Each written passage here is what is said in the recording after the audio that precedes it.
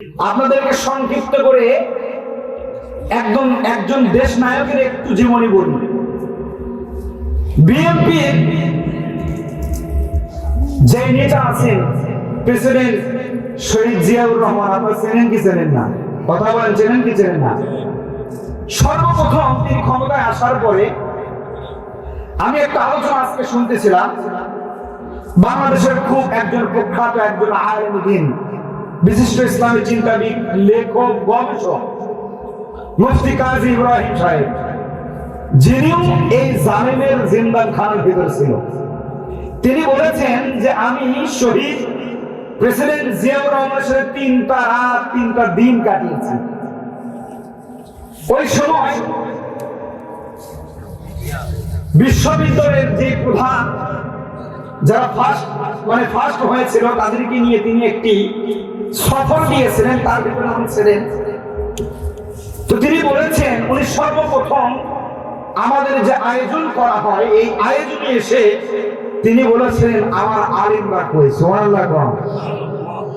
এই যে তার ভিতরে এমন একটা ভালোবাসা ছিল, আলিমদের প্রতি যদি ভালোবাসা নাই থাকতো তিনি কি কখনো বলতে পারতেন যে আমার আলিম ভাইরা কই? কথা বলেন।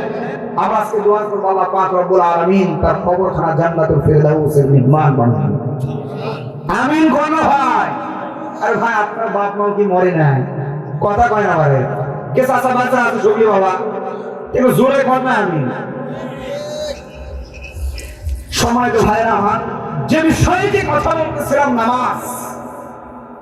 নামাজ এমন একটা বিষয়, নামাজ এমন একটা জিনিস, সমস্ত খারাপ কাজ থেকে নামাজ মানুষকে দূরে সরে আসবে। বিগত দিন এই স্বৈরাচারগুলো, আমি যেখানে এক জায়গায় জুম্মা পড়াইতাম আমার এলাকায়,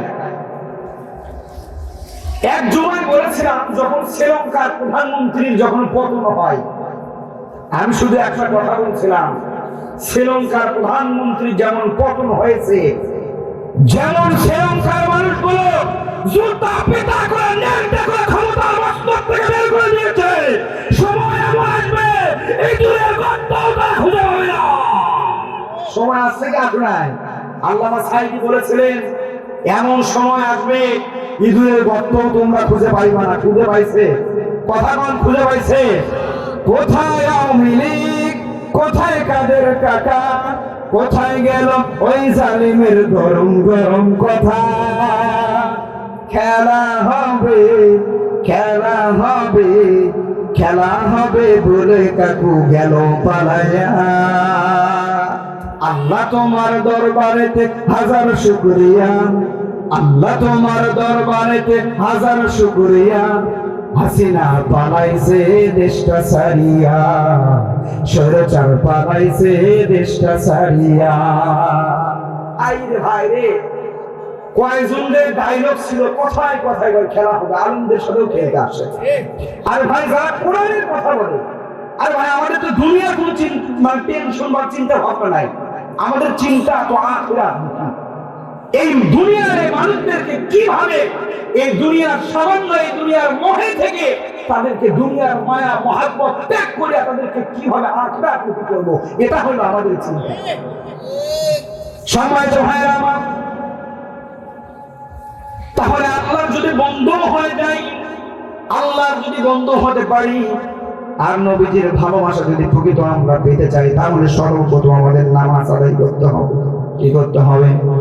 একটু জোরে বলেন না, কি করতে হবে?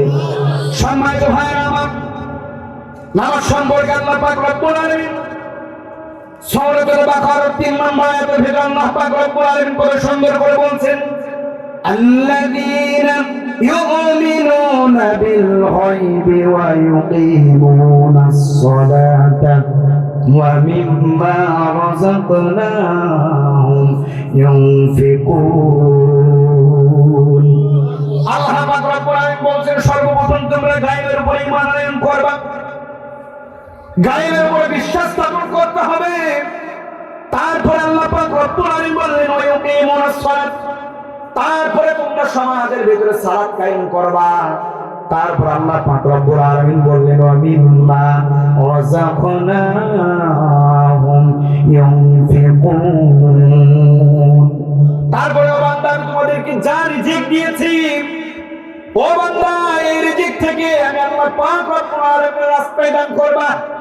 আমি আল্লাহর রাস্তায় যদি আমার দেওয়া রিজিক থেকে, ও বান্দা আমার দেওয়া রিজিক থেকে আমি আল্লাহর রাস্তায় যদি দান করতে পারো বান্দা, আমি আল্লাহ পাক রব্বুল আলামিন জানিয়ে দিলাম তোমাকে যা রিজিক দিয়েছি এই রিজিকটা আমি আল্লাহ আরো বেশি বৃদ্ধি করায় দিব।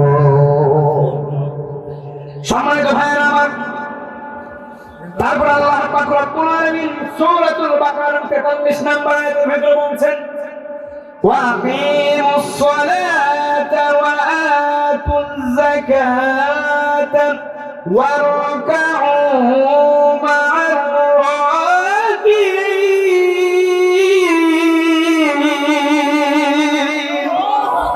আল্লাহ পাক রব্বুল আলামিন কত সুন্দর করে জানিয়ে দিলেন, আবার বলতেছেন ও দুনিয়ার মানুষ আর তোমরা সালাত কায়েম করো।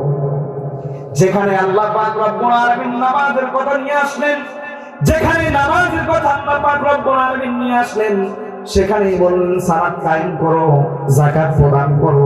আমি আল্লাহ পাক রব্বুল আলামিন তোমাদেরকে যা রিজিক দিয়েছি এই রিজিকটা আমি আল্লাহর রাস্তায় বান্দা দান, আমি আল্লাহর রাস্তায় যদি ও বান্দা দান করতে পারো, আমি আল্লাহ পাক রব্বুল আলামিন জানিয়ে দিলাম বান্দা আমি আল্লাহ তোমার ওই রিজিকের ভিতরে আরো বরকত দিয়ে দেব।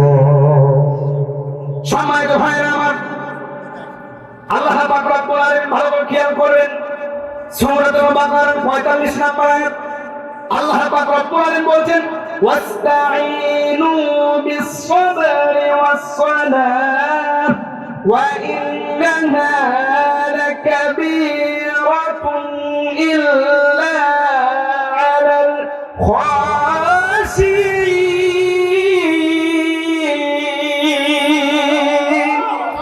আল্লাহ পাক রব্বুল আলামিন বলেন ও বান্দা আর তোমরা ধৈর্য সালাতের মাধ্যমে সাহায্য চাইবা আমার কাছে। সুবহানাল্লাহ।